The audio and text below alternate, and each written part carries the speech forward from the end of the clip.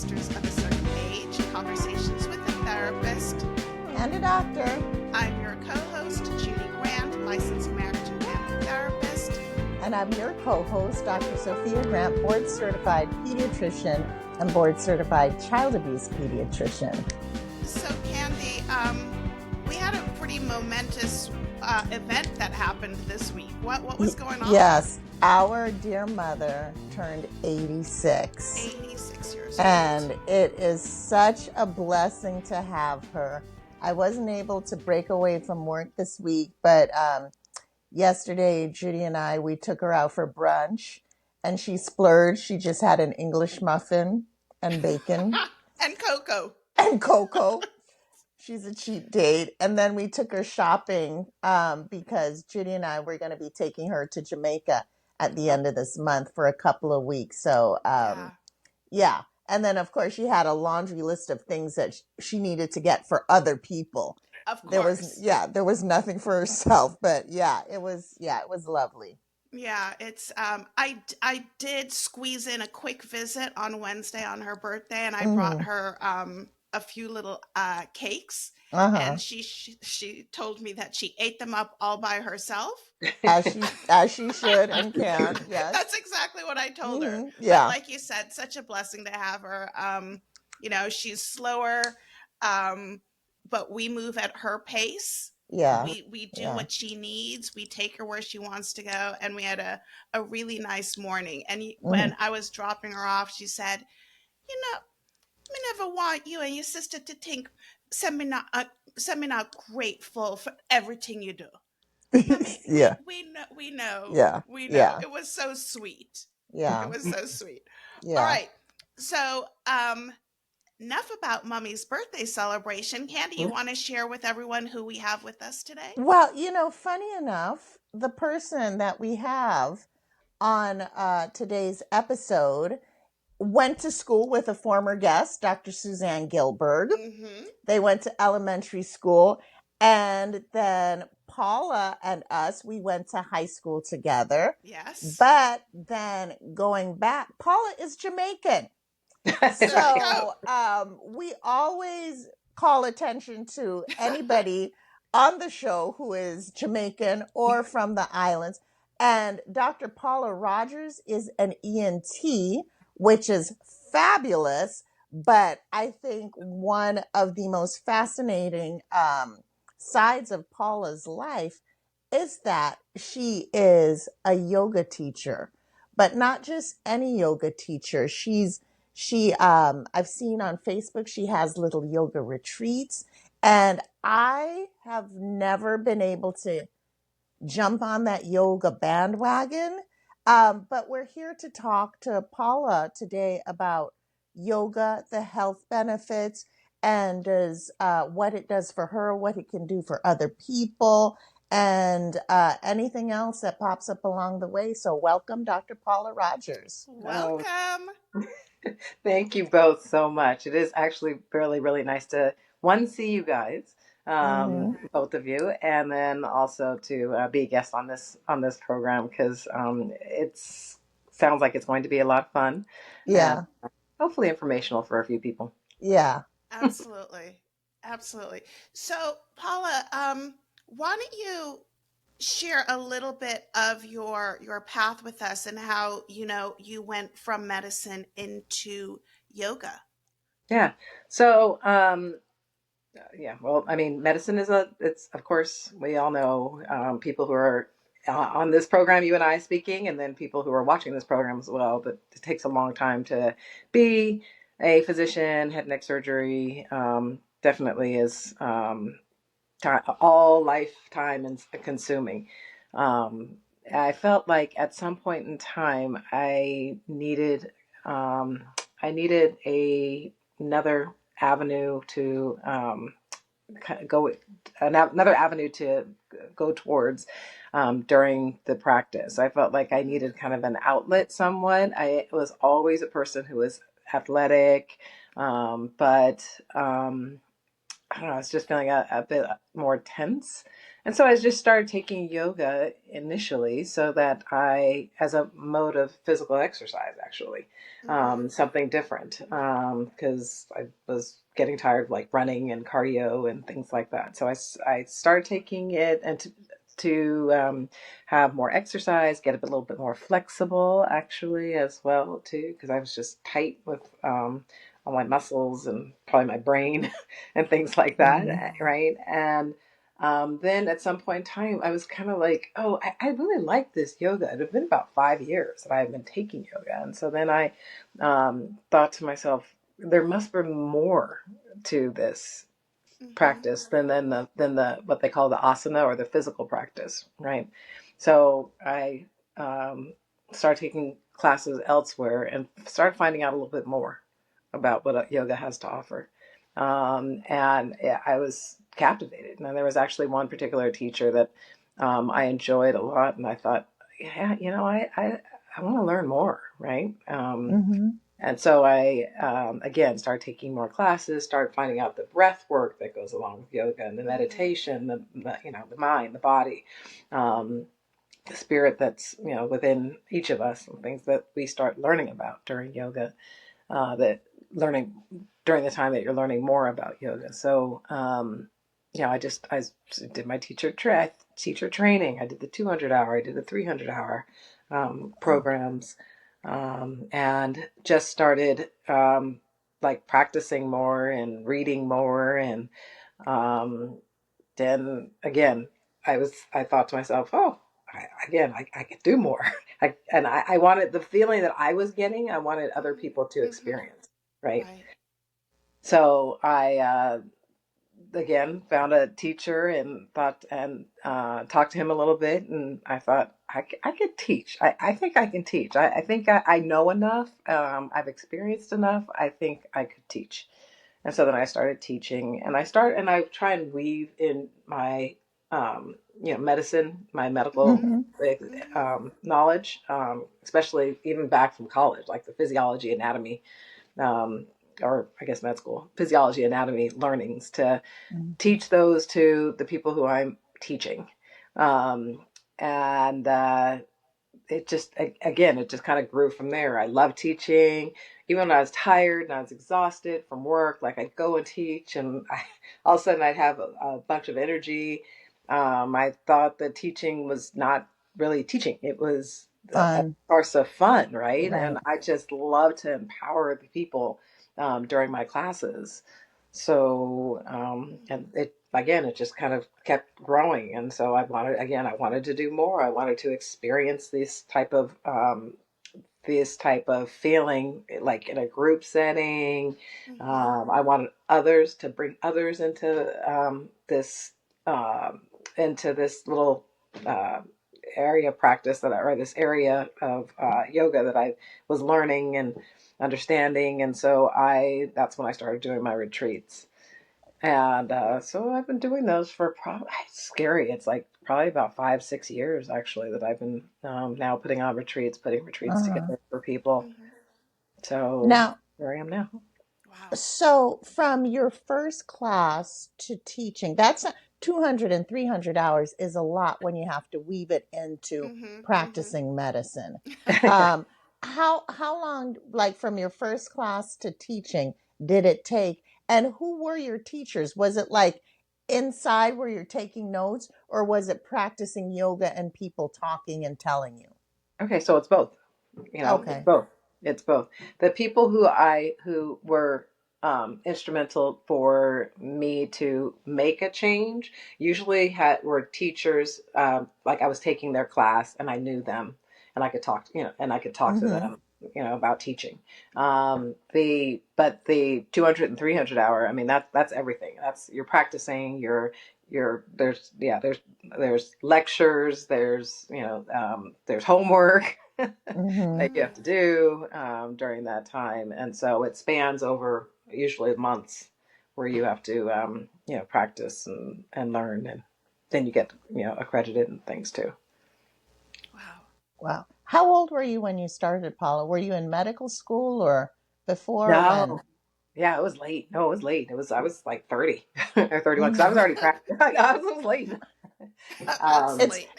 I know, it's right? late now, but like at our age, it seems like you were just a young woman, I know. I just know. coming into your being, you know. I was, right? Exactly. No, I Mhm. always, it was during, yeah, it was, I was just out of residency. So it's like 30, about 31 when I first started taking them. Mhm. Yeah. Because I Mm-hmm. used to dance somewhat in during residency, which was fun and crazy. And Like ballroom dancing? no, like jazz dancing. We used to have these little, it was hilarious. I don't know how I was doing this during residency, but I was. Um, and yeah, and then then I started practicing as an attending. Yeah, maybe 32, something like that. And that's when first Mhm. started taking classes. Mm-hmm. Yeah. And then Okay. I think as far as like my teacher training, that more so, I definitely was one of the oldest people in the program, but I think I was probably around the first one, maybe 38 or something like that. 40. Mhm. Mm-hmm. Mm-hmm. Yeah. Yeah. Okay. You know, I'm remembering back, like we mentioned earlier, we all went to high school together, and I'm remembering back to that athletic part of you, right? And Yeah. it seems as if that's something that you've continued throughout your life, whether, it's high school or the dancing and now into the yoga. So that's just been like a theme for you about your health and your physical fitness. 100%. I think everybody should do it. Like always. I mean, even now I have this October challenge with a few friends of mine. One of them is a OB, um, uh, Mhm. and then actually one of them is ER, and I've known them both for years. And the other one's a commercial real estate person, and who's like totally busy and crazy. But I said, our October challenge is to move. Even if it's 30 minutes a day, just to move, Mm-hmm. to get some form of exercise, because I definitely think that it really it just makes a difference. It makes a difference for me as far as my stress level. When I'm Mhm. not working out, I feel it. I mean, cortisol's high, and Right. the stress is, it's just, my inflammation is high. The stress is just not good at all. And then Mm-hmm. as far as like those walks, I learned about the walking. Like I always thought, Judy, you were right. Like in high school, we used to run and things, right? Yeah. So I used to be offended when people would say, "Oh, did you go for a jog?" And I'd like look at them and be like, and say, "No, I don't jog. I run." Right? Right. Mhm. Because jogging implied, oh, you were just kind of sauntering or Right. skipping. Jogging was jogging was for people like me who weren't on a team. They were in regular PE. In high Right? school, if you weren't on an athletic team, you're on regular PE. That was like tantamount to loser, or that's just how I felt. No, Just no, no, no, no, no, I no. was like, I think because my siblings were athletic and I never made it Yeah. onto a team, I just felt like womp womp, regular No, PE. Yeah. no, no. Well, I wasn't great, but I enjoyed it. I wasn't great, but I Hmm. enjoyed it, and I made some good friends and things, Mm-hmm. which was fantastic. I was saying with the walking though, so it was during COVID actually that I found out about the walking. Um, Walking, it's phenomenal. I mean, it's a great form of exercise. There's things that are, weaving in the yoga. There's the walking meditations actually that you can do. That it's just step by step. Mm-hmm. It's just getting you out of, into nature basically, and being able to just see the environment, and appreciate the environment as well. My thought, my little saying that I'd say to myself is that it made all of the crooked pathways straight, right? Mm-hmm. Hmm. So yeah, Mm-hmm. when I'd start out, I just, I mean, things would be going, in my head, but by the end, yeah, they'd be clear. Yeah. I'd have I mean, it's not like I'd solve the problem, but I could at least see it, right? Yeah. Right. Right. And that, so yeah, and I could do that at the same time as getting a little exercise. So, Uh-huh. you know, um, Yeah, so you're right. Physical activity has been a definite part of my life, and hopefully will continue to be because, Hmm. yeah, Hmm. I love it. I love it. Now, do you still teach yoga, or are you doing retreats only, or? Oh yeah, I teach regularly. Okay. All And right. we The funniest thing to me is I was in Las Vegas, I don't know, maybe 10 years ago, and then Mhm. another friend of ours who's a mutual friend of Paula, shout out to Erica. Um, we were talking about Paula teaching yoga, and Erica said, like, she'll be in surgery and she's like, come on, I need to go clock in, teach yoga. So gotta wrap it up. So it's funny to me. How do people respond when they find out that you're a physician? Because That's right. usually yoga is for the like 27-year-old in yoga pants and a crop top, and you know. Right, right. Okay, so I teach with intention. So I have to Mm, say, so I'm never operating on Monday. That's just uh-huh. clear thing. Like I never operate on Monday because I do not want to be stressed and running. Hmm. Okay. So that's I'm very very mindful of my schedule. I never am on call on Monday, as well. And we work it out. Other people have other things with kids, and that they can't Right. work on certain days, which is Hmm. fine. So I can't work on I can't be on call on Mondays, which is hilarious. Uh-huh. But no, you're right. I get there and I get to yoga, and so I mean, some of my students have been taking from me for years, and they have no idea that Really? I'm a physician. Uh, Oh. I know they have no idea I'm a surgeon. I mean, and that's hilarious. I remember specifically this one lady. It was hilarious. I was with Linda. eh, Linda went to Beverly as well too. With Linda Kong? the Valdries and things. Linda Valdry. I don't know if you Okay, I remember. don't know her. Must have been an Um, El Rodeo chick. Hmm. she was more so like I think Judy's year and things too. Oh, okay. Uh-huh. Um, but we were at the Hollywood Bowl and with their sister Susan and things, and so we were at the Hollywood Bowl, and one of my students, I think her name was Vanessa. It's been some years now, probably 15 years or something. Anyway, we were at the Hollywood Bowl and we were talking and talking, and then Linda said something about being, my work as far as being a surgeon, and Vanessa just looked at me. And she had been taking my class for like 4 years. And so she just Hmm. looked at me and she was like, wait, you're a doctor? She had no, it's hilarious because she had Hmm. no clue. Because I just, Right. that's, it's just separate for me. Right. Yeah. Right. And it's great. So yeah, no, people, they don't know. And then some do. Um, and, um, and it's fine too. I just, like I said, weave in like kind of the physical aspects, Right. Hmm. the anatomy, so that they can understand their body as well, so that they can keep their bodies safe when they're practicing yoga. So, like, I kind of just keep them separate, but then add them in when Hmm. it's. I feel like when it helps. Hmm. But the good thing about and then also somewhat of the good thing about it is that I understand. So I think that sometimes people will think just because they may think, oh, you're a yoga instructor, you don't understand when I say that I'm having a crazy day or something, Hmm. you know. Right. Right. But Hmm. right, yeah, and I look at them and sometimes when they know what I do, it's like no, no, no, no. I do understand when Yeah. you say that you're having a crazy day. I Yeah. do understand when I say that this day has been, I may have had somebody who almost died or something of that Right. nature, or some airway that that we had to get emergently and things like that. No, and that's happened.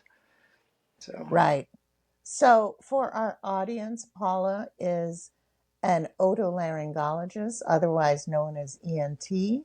So all of this stuff up here is what Paula takes care of, and it's a surgical specialty. It's not like my specialty, which is kind of, no surgery. I'm not a procedure physician. but Paula's like deep into that stuff. Mhm. So, how how do you think yoga benefits the what are the yoga benefits that you see in the body in terms of aging, menopause? And I know it's a broad question, Mhm. but just like if you could give an example of, and you mentioned breath work. Breath work is something I hear people saying it's thrown around, and to a lot of people it feels kind of crunchy. Like, what does that mean? What does that mean to you? Mm-hmm. So there are things I remember that there was a gentleman who came to speak to us at my work years ago who had esophageal cancer. And he was talking a little bit about breath work, and he knew he was going to die. And this was kind of his final run as far as seeing multiple facilities to talk to them about the importance of um, kind of taking care of yourself and then also taking care of others, right? I remember he had like from what I recall, he had it was a blood pressure monitor, and people came up with a blood pressure came up, and they were taking. He was taking their blood pressure, and he'd just be talking to them, and then he'd just tell them to start breathing, and things, and sometimes their blood pressure would stay the same. Um, I I went up and I'd done at least my 200 hour, and I remember he put that monitor on me, and I remember and probably I registered your heart rate too. There's probably a little monitor for that too, but I remember I came up and he said, "Okay, well," he started talking to me, and then I kind of popped right into my yoga breath work, um, and then popped into a meditation as well too. And I Mm-hmm. remember the decrease in my blood pressure so quickly, right?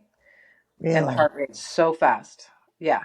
Mhm. And I think now more so, a lot of programs, a lot of facilities are starting to talk more about kind of the mind, body, breath work, and things that can Holistic, Mhm. happen. yeah. Mhm. Correct, Mhm. correct. The holistic, but 15 years ago they weren't so much. It kind of goes like this, I think. But 15 years ago they weren't, and I remember him just kind of looking at it, a little bit startled, saying, "Oh, I didn't, I don't usually get this response from people.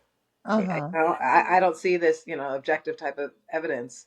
Um, so quickly on individuals that I'm testing.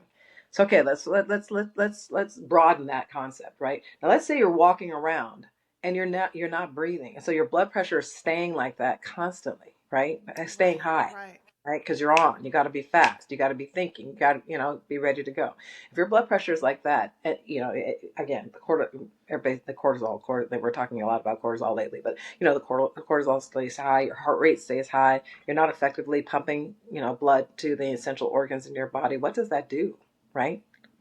To what does that do to you, right? You're just becoming, more stressed and terrible. And um, I so I weave that type of breath work in.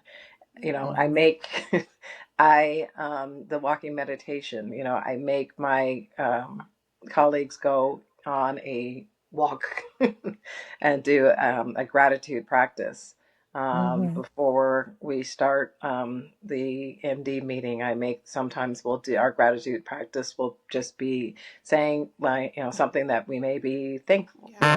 thankful for, which a lot of times I don't think that we get to do. I've done things that are exercises. There's lots of different types of yoga.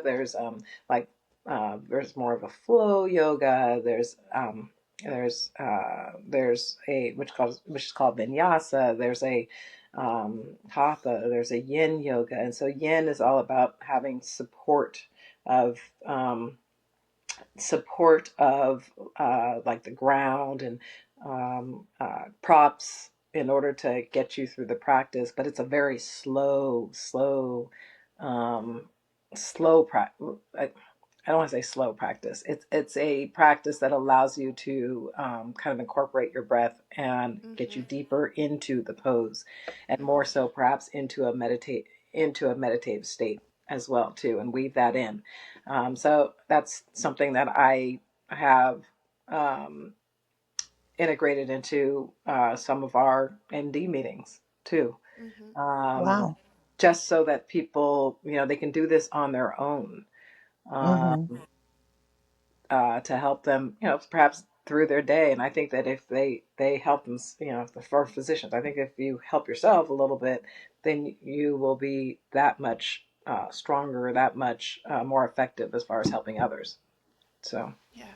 I hope that answered your question. Wow. Yeah. Paula, thank you for sharing that. As in my role as a therapist, or even Mhm. when I'm working with the staff at my agency, we utilize a lot of mindfulness, meditation, grounding exercises, because no matter what field you're in, we all need to be able to stop for a moment Right. Yeah. Right. and take a breath. Hmm. And I recognize like how important this is when I'm working with kids, Hmm. right? And Hmm. and the truth is, with a child or an adult, we can become dysregulated, right? Right. Our Yeah. emotions are all over the place. So Right. I try to teach kids when they're little about how to slow down and Hmm. take that breath. And I have a bunch of different little techniques that I do with them. But what you're saying about working with adults, like, if Hmm. we learn this as children, this is going to It's true. benefit us throughout the course of our lives. Yep. Yeah, I love Totally that. agree with Thank you. that. I totally agree. Yeah. Yeah. Moving even more so as far as like the retreats are concerned, this is the kind of work that we do, right? Mm-hmm. And Judy, Mm-hmm. I'm so glad you mentioned that, because for my retreat, there are a lot of female physicians on my retreat, but there's a little bit of everything as well. And my retreats, they'll have people that range from 30s 30 to Mm-hmm. 60 or 62, 65, 64, something like that. Mm-hmm. There are people with children. There are people without children. So I do things like, yes, I give them the solid yoga every day. As far as the asana practice, and I get that. I'll get you deeper into your poses, but we do things like vision boards, Mm-hmm. making Mm-hmm. scrubs. And for me, almost always try and bring them scrubs. I've taught them how to make their own scrubs, but that whole concept of just also washing off the external layer, right? Mm-hmm. And scrubbing off the external layer so that we can just over the days get a little deeper and go, when you start doing things like the vision boards, at first they're, um, people, sometimes people are like, oh, I don't know if I want to do a vision board, but they're great. They're great because it can tell you kind of where you've been, or what is, uh, why you are where you are now and where you want to be, Right. right, and things. So and it's about, and so I bring this back to what you were saying, Judy, as far as kids and things. So like I said, may have people who are 30 who don't have kids, and then I have people who are 60 something who have 3 4 kids. Mm-hmm. So it is nice to be able to have some people like yourself who are able to give these tools, right, and transfer them to some of the younger ladies who are just, coming into this time in their life. And you're Right. right. If we can make that change, we can make that shift somewhat, or that with the children, Mm-hmm. and Mm-hmm. one of them is, coping mechanisms and things like that. But maybe it's also, just again the movement, that Right. constant movement that maybe they need to do. Maybe it's some of the meditation. Maybe it's some of the, sitting with yourself and figuring out, how you may have a little grateful practices. I mean, there are people who are saying that, that at dinner time they may sit around the table and they may have their children say, "Okay, tell me what something you're grateful for," you know. Right. Mm-hmm. So that's their Mm-hmm. gratitude practice. Things like that. I mean, yes, Yeah. part of it is just, things that you may think of anyhow, but a lot of it also has to do with yoga, spiritual, you know, Right, practice right, too. yeah. Right? It's not just the physical piece. There's Mhm. a mental and emotional component Right. that's all woven together. Hmm. Now, Paula, I I think that there are people out there who think, oh, yoga, slow poses. This is going to be a piece of cake, right? It's And not. that it's not, Nope. because legitimately I've attended a few classes, and this is always something in the back of my mind, like I want to do more of, especially as I get older. Mhm. um, but I remember those few classes that I attended where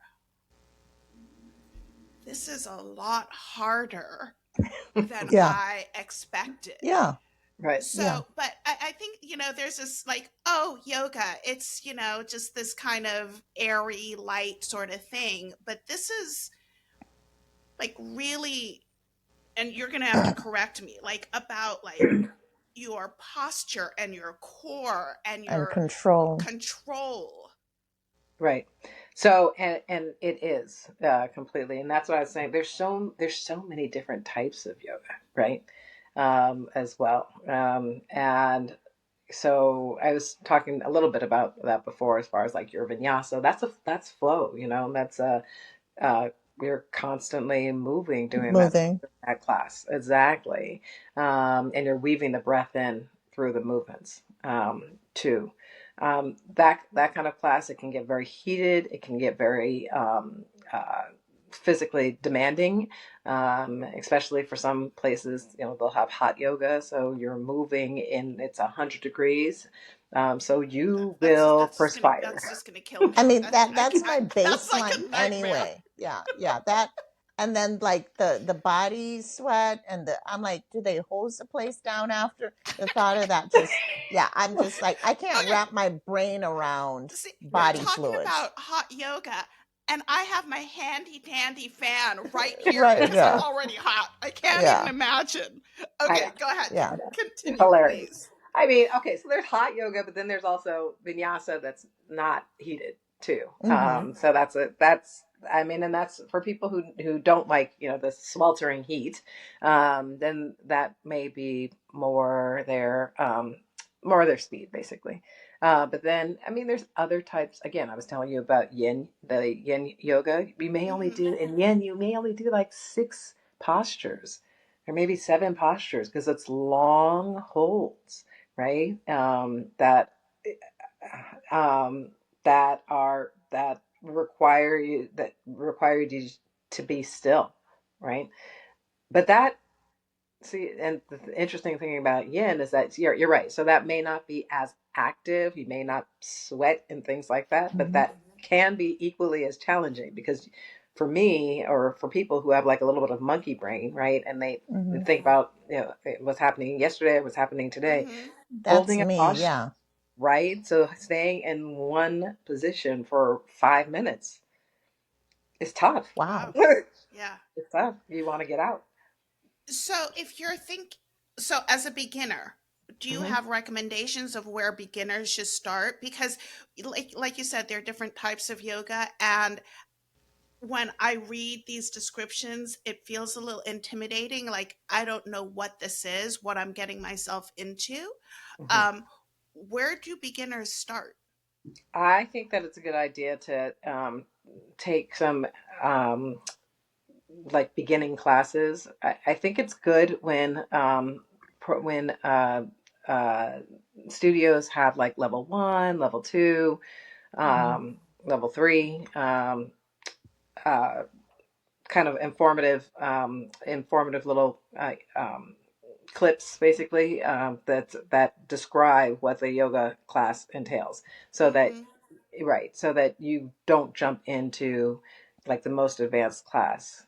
um, I think that, so that's what I would say. I would say for a beginner, I would say you start in a yoga studio, and where they have level one or beginning classes, because that's, and you learn the basics, so that you don't get injured.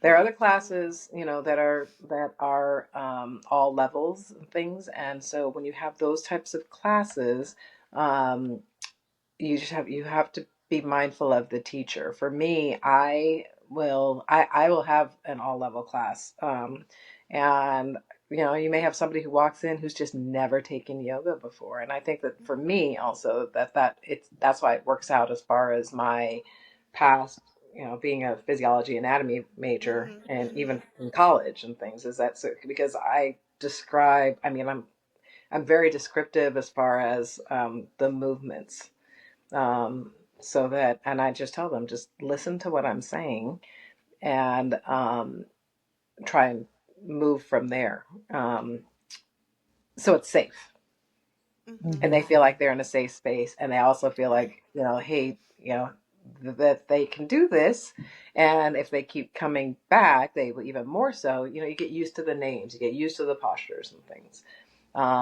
and so in time they again feel more and more comfortable.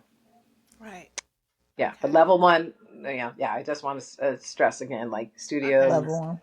Yeah, Candy, we need to find a level one. Paula, you can give us a level one. yeah. Kidding. Yeah. I've tried yoga over the years, like, because everybody loves it. Yeah. Mhm. And every time I go, I'm just kind of reminded of my inadequacies in slow motion. Like, Mm, I feel like I'm just so aware that I'm not doing this right and I look Mhm. like a fool. I Mhm. can't get out of my head enough to just enjoy it. And then I leave feeling like Yeah. I I know I remember now why I don't like this because I'm mhm. not good and I can't do it. It's like I don't like beer. Every few years I'll take a sip to be reminded why I don't like beer. And yoga's kind of like the same way with me. And Yeah, I honestly believe that maybe I just haven't had the right class. Mhm. exactly. That's what I was Mhm. just about to And say. You got to find the right teacher. yeah. You just got to find the right teacher, and they're out there. It's just you just got to find. I mean, sometimes I take Uh-huh. classes now, and I'm like, oh no, I don't like this. Other times, I'm like, oh, okay, I like this. I mean, it's kind of like, yeah. And sometimes, even when I go to church, I'm like, oh, sometimes I don't Yeah, love yeah. who the The guest message. speaker, Uh-huh. right? Or the Right. guest person is and things, but Right. I try and tell myself when I'm in that situation that, okay, I can learn something, Right. right? Right. Something, and then Now, and then look forward. do you feel that there's a role for yoga in menopausal symptoms, or how would you weave that in? Right. So, it definitely, yoga has been actually shown to help quite a bit, Mm-hmm. as far as like menopause, and some of the symptoms that go along with menopause and things. Mhm. Um, Even like, with menopause, the hot flashes, and because the breath work can help, things, and as far as other things that go along with menopause, I don't pretend to be a obstetrician gynecologist by any Mm-hmm. means. In fact, it's at the other end of the body, Yeah. for me. But literally, but constipate. But I understand menopause. I can definitely tell you Mm-hmm. about that. Um, and so, like the constipation and things like that, the movement of yoga definitely has been shown to assist, um, and some assist with that too. And the final thing is like mood disorders. Sometimes I can develop a little bit more, start to kick up during menopause. Mm-hmm. Yoga also has been shown to That's true. improve That's that. true. Hmm.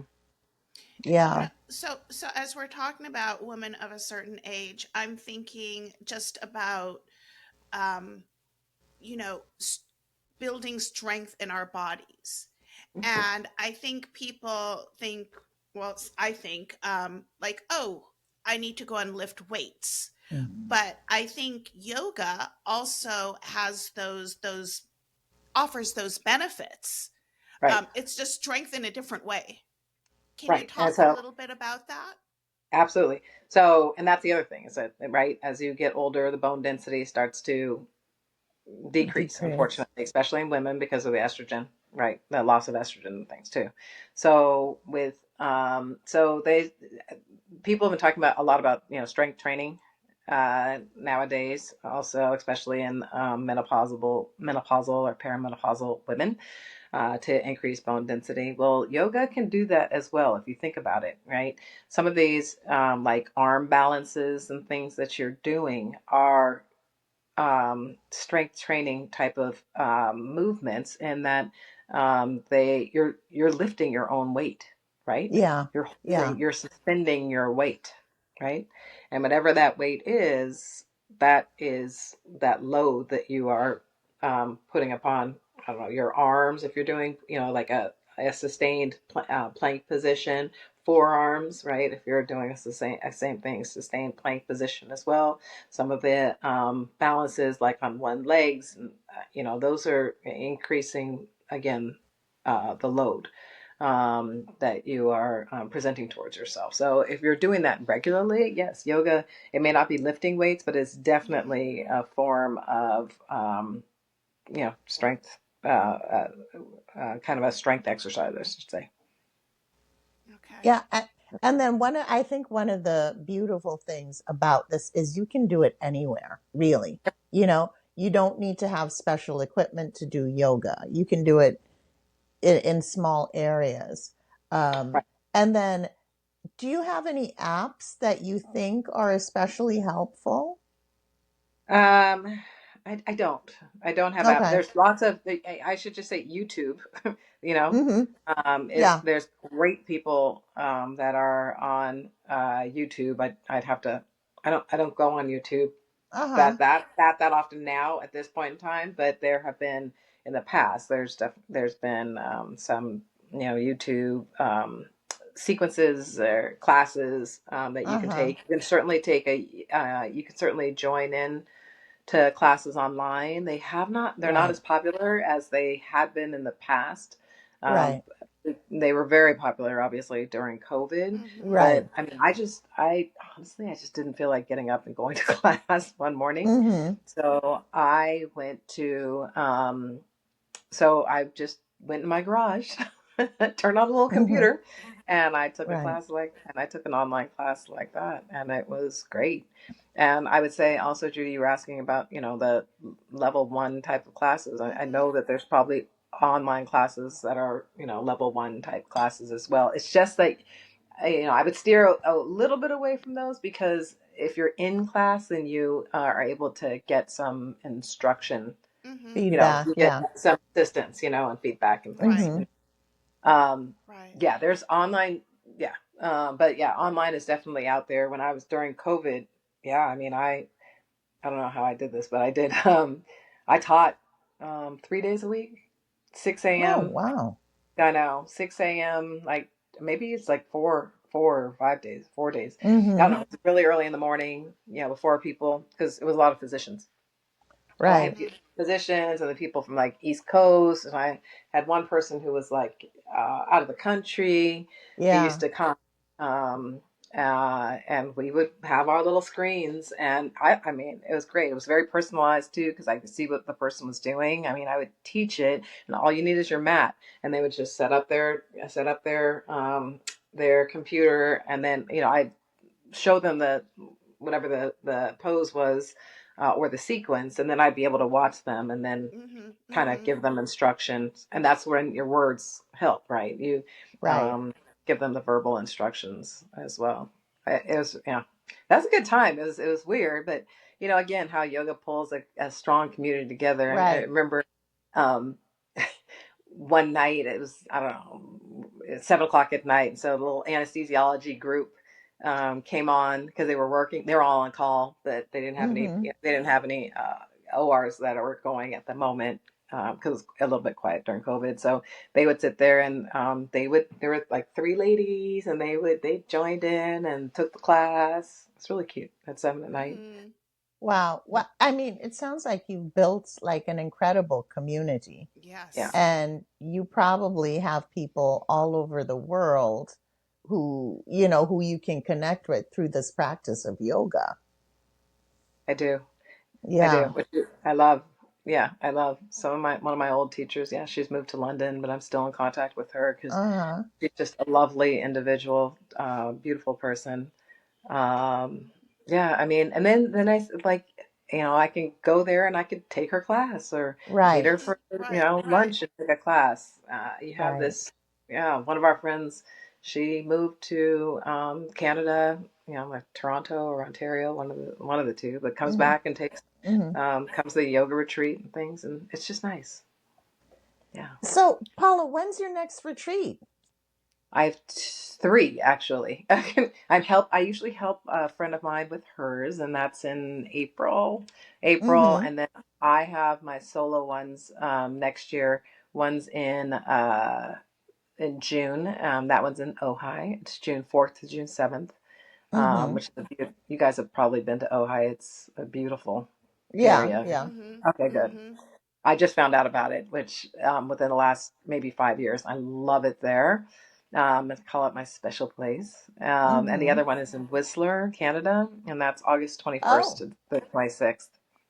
August. Yeah. I'm writing the stuff. Whistler. So, Okay. Paula, if our listeners are interested in finding you, finding a class that you teach, how would they be able to do that?